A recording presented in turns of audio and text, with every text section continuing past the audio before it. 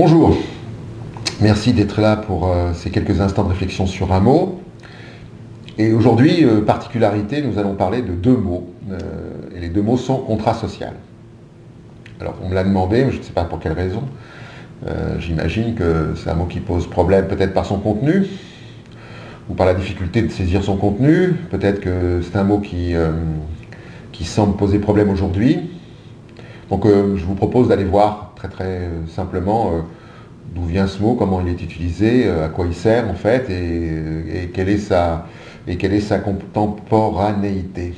Pas simple ça.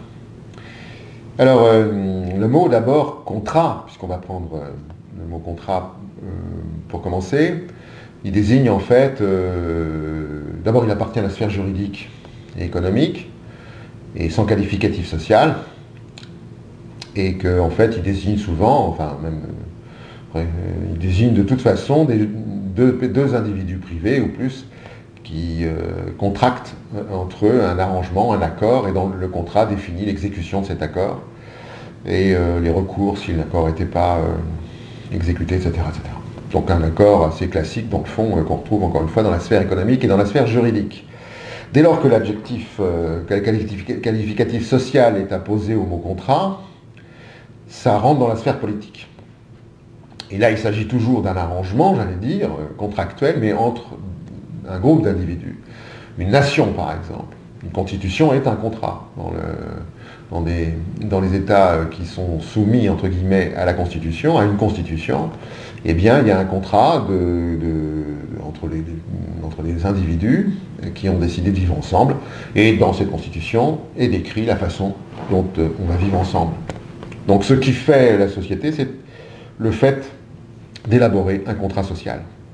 S'il n'y a pas de contrat social, la société n'existe pas, et on en reste à l'état de nature, à l'agrégation de personnes qui n'ont aucune volonté de vivre ensemble, et quelquefois d'ailleurs qui établissent des règles qui sont basées sur le rapport de force, parce que la caractéristique du contrat social, justement, c'est d'éviter le rapport de force, c'est-à-dire comment intelligemment nous allons nous arranger pour vivre ensemble, et non pas avec la loi du plus fort comme seule et unique loi de vivre ensemble, qui n'est plus d'ailleurs la vie ensemble. Alors, il y a les penseurs qui ont étudié ce mot et puis qui ont mis du contenu. Alors certains divisent le contrat social en deux, d'autres pas, ça n'a absolument aucune importance me semble-t-il.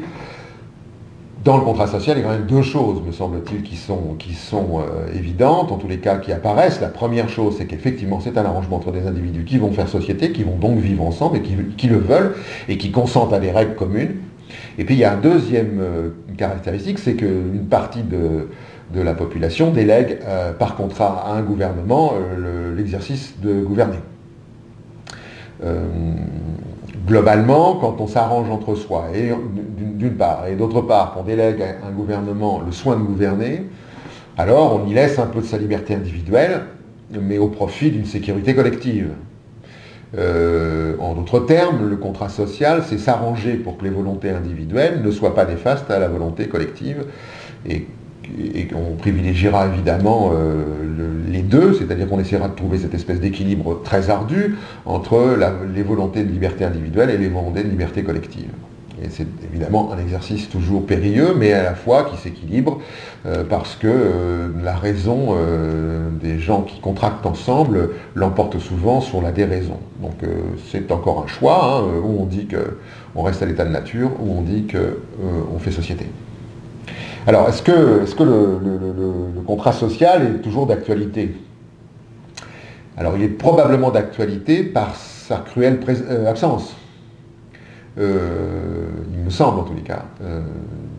Si vous voulez, si à la question est-ce que le contrat social existe encore, ma réponse un peu radicale, je vous l'accorde, mais la réponse serait non. Non, pourquoi? Eh bien parce qu'il n'y a plus de contrat, d'une part, où il a été rompu entre les gouvernants et les gouvernés, d'une part, et d'autre part, il n'y a plus de contrat pour vivre ensemble. Et on en a des témoignages assez fréquents. On voit maintenant, par exemple, dans notre société, au niveau des arrangements que le peuple avait prévus pour vivre ensemble, des dénonciations, des uns qui profiteraient d'un système, des autres qui seraient assistés, des troisièmes qui profiteraient des allocations et qui gagneraient 2 fois plus qu'un SMIC, des gens qui se font soigner alors qu'ils ne sont pas du pays, enfin bref, un tas de choses comme ça, où il y a des dénonciations de gens qui ne feraient plus partie du contrat social. À tort ou à raison, mais n'empêche que ces gens-là sont désignés. D'autre part, vous avez le contrat qui liait le peuple ou la communauté et son gouvernement, qui a été rompu lui aussi, puisque les lois, et je ne vous apprendrai pas, ne sont plus faites en fonction des volontés populaires, mais en fonction d'intérêts individuels ou de communautés précises. Et il suffit de prendre des exemples, il n'y en a pratiquement pas tous les jours, mais souvent, en tous les cas, le dernier qui me vient en tête ici, à cet instant, c'est la tentative qu'avait fait le gouvernement de séparer les activités de dépôt et les activités de spéculation dans les banques, et les banquiers s'y sont opposés, la loi n'a accouché que d'un maquillage, j'allais dire. Vous voyez, par exemple, c'est typiquement ça qui est en train de se produire. Donc, le contrat social est rompu. Alors, y a-t-il une raison, finalement, à ce que ce contrat soit rompu? Je fais remonter le dernier contrat social à la constitution, à 2 choses. À l'élaboration par le Conseil national de la résistance d'un projet pour le pays, et de l'autre part, à la constitution de 1958. Donc la question, y a-t-il une raison? Quelle serait la raison pour laquelle le contrat social a été rompu?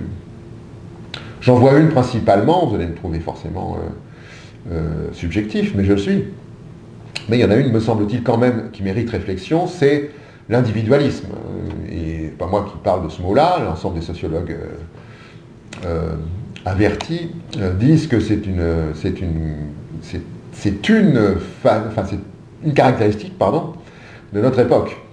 Alors pourquoi y aurait-il un individualisme qui aurait émergé là, sans trop qu'on sache pourquoi? Il me semble quand même qu'on peut savoir pourquoi.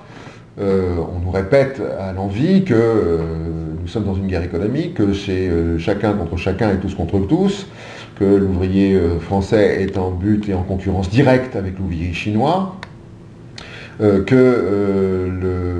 doit être le plus compétitif possible et qu'on doit penser à développer son plan de carrière personnel, qu'on doit être entrepreneur, comment on dit déjà?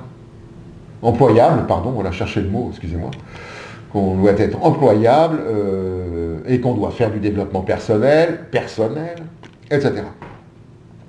Et donc il y a un facteur, me semble-t-il, qui est lié au développement du capitalisme, qui prône, à tort ou à raison, en tous les cas il prône ça, et apparemment on y consent, il prône la compétition, et donc dans la compétition, il n'y a pas de contrat social. Il y a la règle du plus fort, du plus compétitif, du plus productif, du plus diplômé, ou pas d'ailleurs, enfin voilà. Et donc ça nous ramène à nous-mêmes, sans que finalement on pense à la collectivité, puisqu'il s'agit de survivre maintenant et non pas de vivre en société. La deuxième, et donc si vous voulez, il n'y a pas de deuxième cause d'ailleurs, la cause fondamentale me semble là, elle me semble être ce capitalisme-là, qui n'a pas besoin de société et qui n'a surtout pas besoin d'être entravé par des volontés collectives qui viendraient contrarier des volontés individuelles de multinationales, par exemple. Je vais vous donner un autre exemple.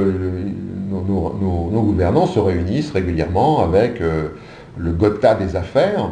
Vous savez, c'est presque symbolique maintenant, à Davos, en Suisse, charmante station de ski, paraît-il, où ces gens créent des commissions et nos représentants, ceux que nous avons mis au pouvoir, on pensait à un contrat pour nous rendre le service de nous gouverner, créent des commissions avec Coca-Cola, avec Pfizer, etc. Donc les grandes entreprises qui vont changer le monde, en fait. Et c'est pas nous qui le changeons, c'est ces entreprises-là qui le changent. Avec l'aval, la soumission ou la complicité, allez savoir, de nos gouvernants. Donc vous voyez qu'il n'y a plus, quand on parlait de contrat social à 2 niveaux, les arrangements entre les individus n'arrivent plus à s'arranger, d'abord parce qu'ils sont, on l'a dit tout à l'heure, seuls, et que dans la compétition, il n'y a plus de possibilité de faire société, et donc on vient à l'état de nature, où le plus fort mangera le plus faible. Et le contrat avec le gouvernement a été rompu parce que le gouvernement se sert de plus en plus des intérêts mondiaux, dit-il, mondialisés, disent-ils encore, qui seraient plus importants que l'arrangement qu'avait demandé et le contrat qu'avait signé le peuple avec le gouvernement. Alors, est-ce qu'il faut un contrat social? Parce qu'après tout, on peut vivre comme ça.